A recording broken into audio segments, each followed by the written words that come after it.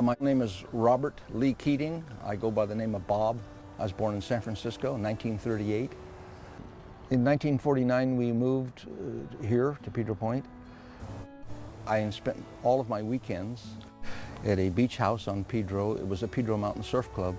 It's adjacent to Bob Olson's old house, or Jimmy Kibblewhite's house now. As a child, you recall Pedro Point didn't have any ballparks, tennis courts, basketball, anything. All we had was the ocean. Everything was the ocean. And there were no wetsuits. And so your time was limited to about 20 minutes. But the boards were about 125 pounds, and a little fellow like me could get on them. And I would be pushed by my mother's cousin or my dad or my Uncle Dick, and just stand up and ride the little wave, and I didn't have to paddle. That's my mom. That's Uncle Dick. That's her cousin Kenny Quinn. And this might be Dave Deasy. Chuck Pafkin married. Oh, that is, huh? That's Morris Nichols. He converted the station house to living quarters, and that's Laura Nichols. This is actually the Tobin Station, Ocean Shore Railroad Station. The roof has been replaced. The old roof had a little more turn up. I believe around 1906 that the trains started running, and in every town there was a railroad stop. Tobin Station was, and it's still on Pedro Point. It's right by the ocean there. It's been converted to a home. Across the street there were eventually two buildings, two hotels, a hotel, and across was Danman's. And they had a dual purpose. They they redeemed a ticket the railroad gave out for the gentlemen. And there was a home on Stanley Avenue. It's still standing. It's a very tall white building. It had about 6 bedrooms on the top floor, very small rooms. And in Danman's had very small rooms downstairs. And while the kids and the mom were over on the beach picnicking, there were other people doing other activities. You can still see the foundations if you look carefully at the street line. You'll see a concrete footing for the building. And it was told to me that Mr. Danman didn't like the competition. And so there was a very strange fire and that building burnt down. So he was relieved from his competition. Prohibition was going on during this time period, and they could see the pro-highs coming by looking out the back window over across to like Roberts Road area. And the road came through there and then went all the way up to Adobe, crossed the valley, and came back down San Pedro Road. So they had about half hour, 45 minutes before they could get here. And right behind the firehouse was a large artichoke field, and some of the artichokes were placed in such a manner, I was told, that they could be lifted up and the liquor could be placed in the ground and the artichoke plant put on top. So by the time the pro-highs came and got here, there was nothing to be found. The number of people living on Pedro Point in the 1930s was basically non-existent because there was no running water, no natural gas. Electricity was spotty. If you recall, Stanley Avenue wasn't even a through street. It had a large gully up just down from my home through the street. And they were weekend cabins. Most of them didn't have an electrical hookup, no water, no sewer. There were outhouses everywhere. And you brought your water with you from San Francisco or wherever you came from, and that limited your time here. Water. There were 2 private water companies on Pedro Point, but when I recall, they weren't in operation. One was on Damon Avenue, where my daughter lives. That was Cornelius O'Leary. He was a plumbing contractor from San Francisco, and at one time the business manager for Local 38 in San Francisco. The other was Roddy, and I don't remember his first name. And his water district was on Athean Way. There was a little spring. And he had a building that ran between Livingston and Grand. The building ran all the way from one side of the property to the other, and it was terraced. And it was full of plumbing fittings and pipe, and he was laying water lines, as was Cornelius O'Leary. Some of that water line is still existent. You can find parts of it on shoreside. So those were private water companies, and they never made it. I can remember when you opened their taps, earwigs would come out. You had to let them run a while.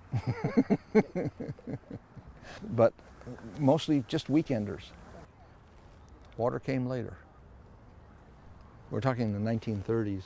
There were no hydrants on Pedro Point. And mostly grass fires from the shooting range over by Crespi, and grass fires in the back of the valley on the Bernardi property. You pulled up to a fire, you put it in neutral, you left the engine running, and you pulled this lever back and it engaged a power takeoff to a pump, which pumped the water from the tank to a hose. The hose was on a reel, 1.5 inches. So this was initial water. Art Reedon, Bob Perry, my uncle, Larry Ray, the bartender, Charlie Halling, Frenchy Bowie, Bob Keating. I recall the first time I attended a meeting, I was 11 years old, and it was in Pazok's garage on Kent Road, subsequently the Kibblewhite home. And they were having meetings in order to establish the purpose of building a firehouse to protect the fire truck. It was parked over at where the restaurant is at the corner of Grand and San Pedro, parked on the hill so that they could use a non-battery start. Remember, there was no electricity for battery chargers. So you got to think back. Everybody's got a job. Everybody goes to work every day. And if you don't have a trickle charger on the battery, when you go in to use a car that's been sitting for 2 months, you go on a trip, you come back after 2 months, there's a good chance there was something left on in the car. Or the car uses energy all the time now. You can't turn everything off. Back then, the batteries weren't new. The battery charge would go, and so the truck was left on a hill so it could be started. We moved the truck from there, it was a private property, to a public property that had electricity so you could maintain the battery chargers.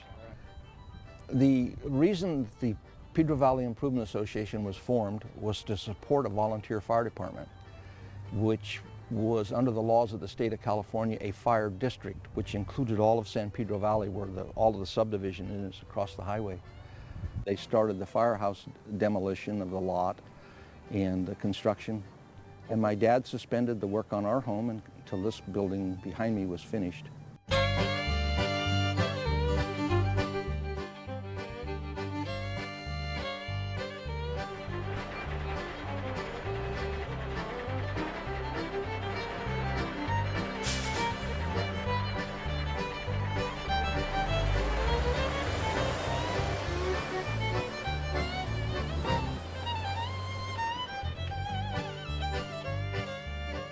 During the construction period, I was just a young boy. 1949 was 11, so I wasn't much of a help until about 1956.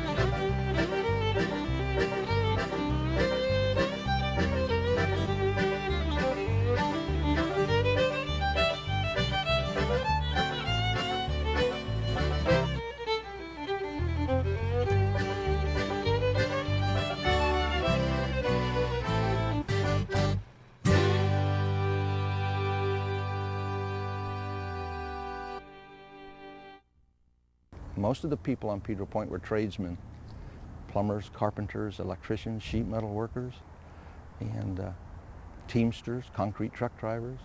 All volunteer labor, except if you notice the trusses. I don't know if you ever looked up at the trusses in the firehouse. They were built by a gentleman over on Crespi who lived in that area. Wasn't named Crespi then. And his nickname was the Indian, and that was a hired carpenter.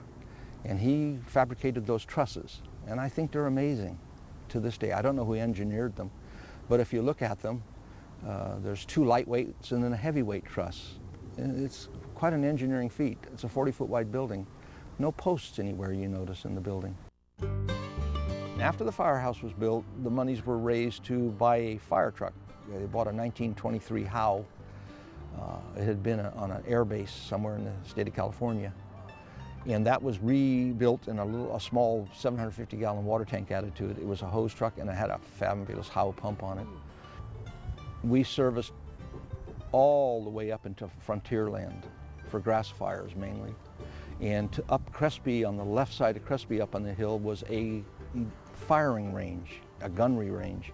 And quite often that hillside caught on fire from spent bullets. And we serviced those fires. I was 16 years old when I became a volunteer fireman. I was sworn in. I still have my badge number 14. My dad was the serving assistant chief, and Emile Booley, Frenchie Booley, was the chief. His wife, Catherine Booley, Kitty Booley, was a dynamo. She supported every cause just endlessly. Her history is amazing to Pedro Point's, the association and the fire department. She was the secretary to the fire district. Charles Halling was our inspector, our training officer. He was a retired captain of the San Francisco Fire Department. He'd been the skipper of the Phoenix fireboat when he retired. He'd had a heart attack and they retired him. But he was in good health and was our training officer. We had 4 fire captains, each team of maybe 4 men.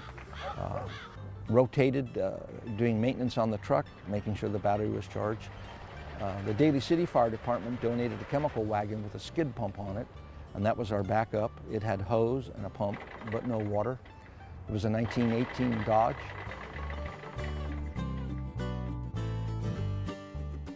They would have a monthly bingo to support the firehouse.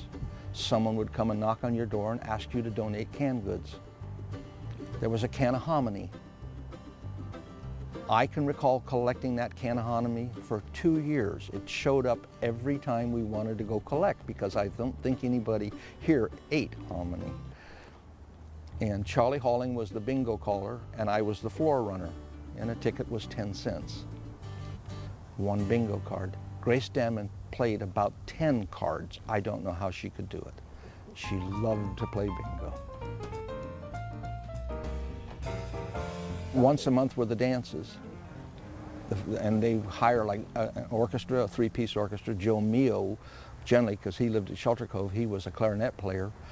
That was the orchestra that was most often hired. And then later we had a lot of Western orchestras, Western music.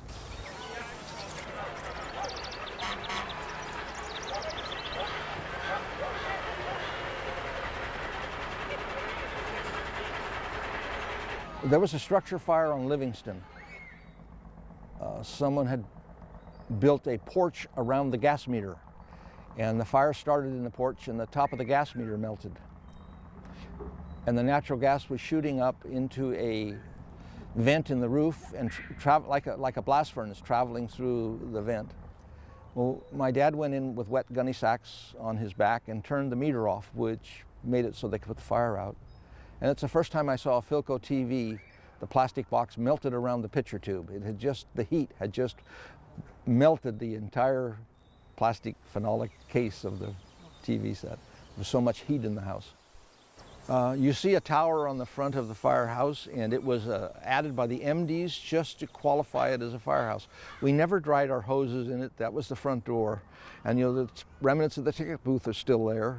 The building was used for fundraisers and dances. But I recall after a fire, the hose was just put back on the truck. We didn't dry our hose. In 1957, the city of Pacifica was incorporated and took over the duties of fire prevention for the entire city. That's because it became a city. All the other districts, Valley Mar, Rockaway Beach, Pedro, were dissolved, and the North Coast District, which served Sharp Park and Pacific Manor, became the predominant, and those gentlemen were hired to be paid firemen. And we relinquished control. My dad bought one of the fire trucks. A construction company in San Francisco bought the other one. The third fire truck was left at Shelter Cove. It was a large water wagon for Chuck Pafka for fire suppression, so they had water. There were no hydrants down there. And so it might still be there as far as I know. I was gone for 12 months. In 1960, I was trying to rent a house on the beach, and my dad showed me a different house, and he said it wasn't for rent. And I bought it for $1,000. It's still there on the beach. And I paid the Ocean Shore Railroad $50 a year for the use of the land, and San Mateo County authorities $27 a year unsecured property tax. After I bought that house, my dad said that the association, the Pedro Valley Improvement Association, wanted me to be the vice president. And I said, well, what do I have to do? And he says, absolutely nothing.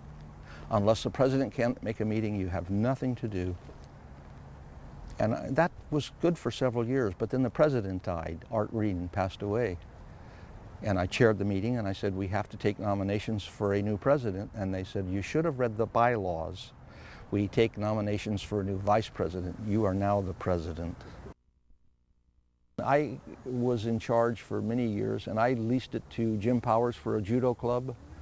I had a dog training class in there for years, trying to have enough money to pay we are not at that time, we're not a nonprofit. We had to pay San Mateo County taxes and insurance, and so those were our main things to keep the building.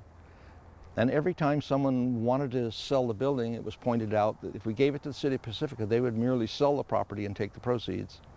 So it was a struggle to keep it as an association. I think they changed the name twice. It was Pedro Point Homeowners Association. It was the San Pedro Valley Improvement Association, supporting the fire department when I was involved.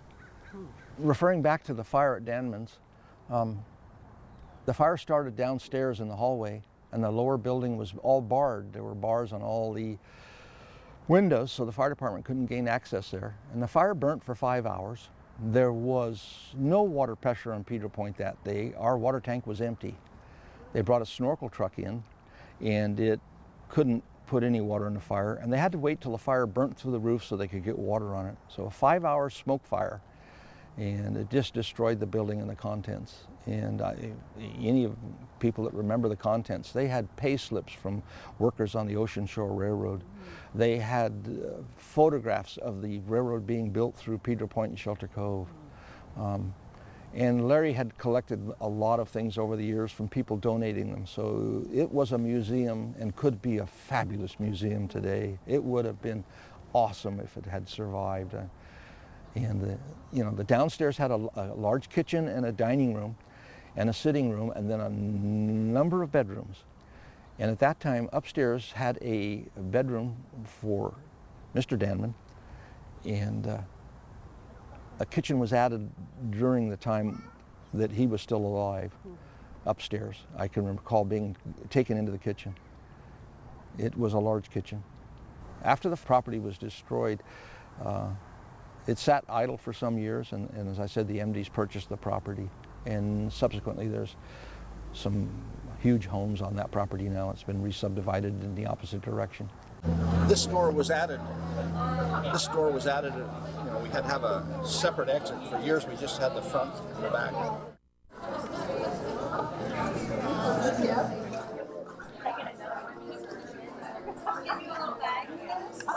This is my wife, Sharon. Hi. Hi. And we're at Madrigal's, and this is Sharon's booth. This is all handwork. How are you?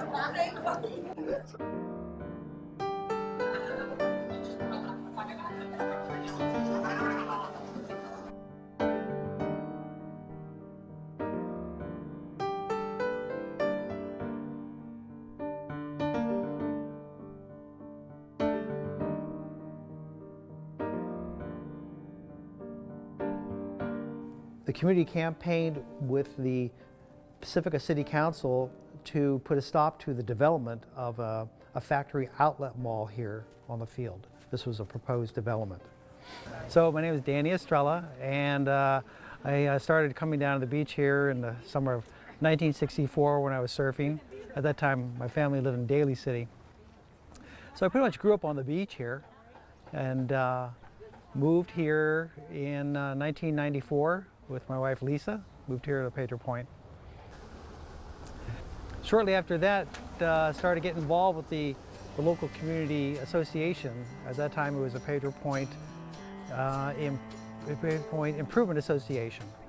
I got more involved with various communities, the events planning, firehouse maintenance, and I've been on the board for, I don't know, 10 or 15 years, and I've served as the president a couple of years and as vice president a couple of terms, and I'm currently still on the board. My main role is overseeing the maintenance of the firehouse. So I coordinate all of our work parties and repair work on the firehouse. This is it's a volunteer-run organization, and everything that's done here is pretty much all volunteer done. We are fortunate to have some very talented contractors in the community who volunteer their time, electricians, handyman, contractors. And when we need to, we'll hire a professional contractor to do specific tasks. I manage the installation of our acoustic panels that are lining the walls and the ceiling that have improved the sound quality in the room significantly. And I found a great deal on Craigslist of a large projection screen, an 8-foot by 12-foot projection screen. And with the support of the community, that was a nice investment. We got that and installed that. So with that, we were now able to start showing films with the help of Jessica Anthony, who lives here on the Point, and she's now involved with the San Francisco Film Commission, I think it is. She coordinated a lot of work for our first film showing, and she made our blackout curtains that cover the windows, and that keeps the light out during our viewings, as well as actually improves sound quality too in the room. So we started showing films. We started off with, I think, Food Inc., and then working with Brian Kingston, local filmmaker, showed a couple of his films. The Last Train from Bay Meadows was one of his, and then working with Steve Brown with his films on the Flashback Jam, history of rock and roll and San Francisco area, and his experiences working with the Grateful Dead and local musicians here. That's been a great series showing 3 of Steve's films. Worked with another couple of artists here in Linamar who made this film on the mountain dulcimer. The Hearts of the Dulcimer was called. And that was a huge success. So we had dulcimer musicians perform here on our stage. That's right, this is a polling place. This is an official polling place. So for every election, this is a place people come to vote. All the voting machines are set up here. So that's an important role that the firehouse plays in our community. The ownership is actually distributed amongst all the members of the association, which is every resident who lives here. About 20 years ago, that a playground was installed here, and that was all volunteers who donated their money and time to build it. It was a very simple playground, and it worked fine. There were swings and slides and basic toys for the kids to play in. Then about 5 years ago, 6 years ago, Camille Keating led this effort to come up with a plan and funding to build this new playground, which was just built a year and a half ago. And through her vision, her leadership, and her coordination, pooled, again, local contractors, people who grew up here, people who know each other, who are contractors, and they're tradespeople and artists, and all professions, put all their energies and talents together to build this amazing playground. She coordinated with this company based in, I think, New York, that builds these playgrounds through local community volunteer effort. But they provided the basic building materials and the structures. But what happened here was absolutely just an amazing miracle of creativity, where people just came out with their sense of artistry and created forms for fish and marine birds, and painted designs of waves, surfing, and things related to the coast. So there's a complete coastal theme now that we're tied here with the ocean.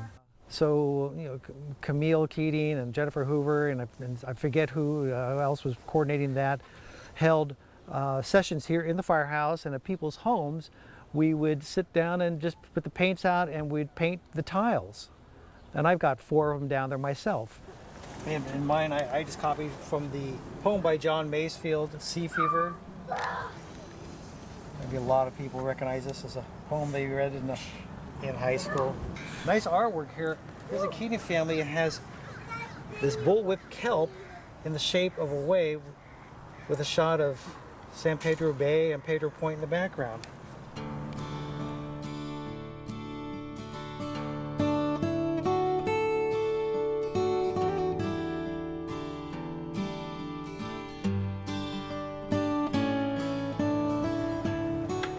Yeah, Kathleen Alexander is quite an accomplished artist in watercolors, and I believe Penny Keating did this beautiful one of this pelican on a dock with the image of the Pedro Point rocks behind.